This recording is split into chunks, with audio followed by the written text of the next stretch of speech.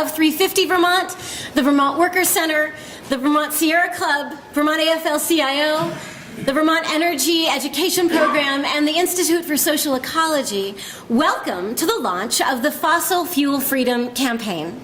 Yes, that's the applause part. Now, while one might assume that with a name like Fossil Fuel Freedom, we all probably know why we're here and what we're talking about.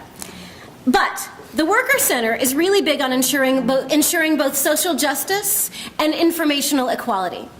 And the Vermont Energy Education Program is big on, education. So in that spirit, I'm going to offer you all a quick group pop quiz, just to make sure that everyone is up to speed on the issues. And for those of you who listen to Wait, Wait, Don't Tell Me, it's multiple choice, so it should all feel familiar. So, question number 1, and I'll give you the options and you can call it out. The number 350 signifies A, the number of days in the year, B, the number of seconds in an hour, or C, the maximum concentration of carbon dioxide in our atmosphere, which allows for the continuation of a safe and healthy planetary ecosystem and doesn't cause massive runaway global warming. A, B, or C? C! Beautiful. Question number 2. What is the current atmospheric concentration of carbon dioxide? A, 230, B, 350, or C, 392?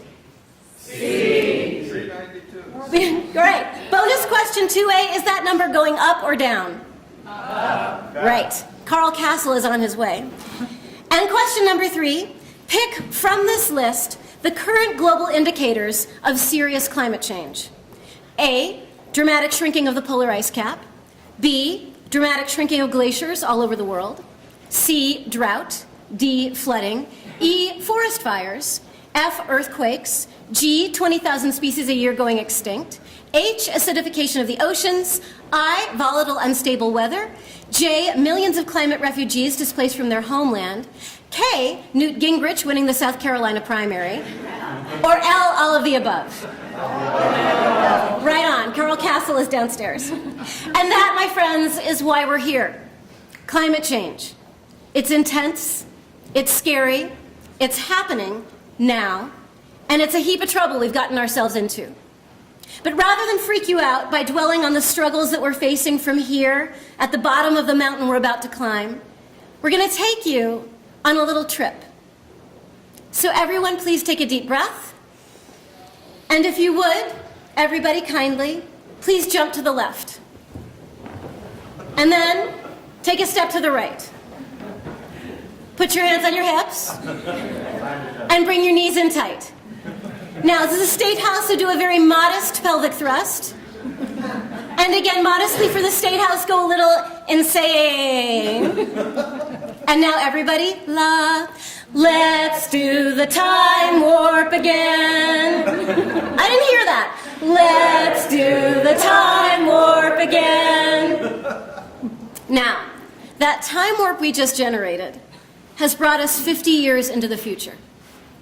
We've left the struggles and the debates and the hardest of the hard work and have landed in the world we've always dreamed of creating. We've landed in pastures of peace and plenty and justice for all. And from this vantage point, we can look back on our history with generosity and compassion and perspective.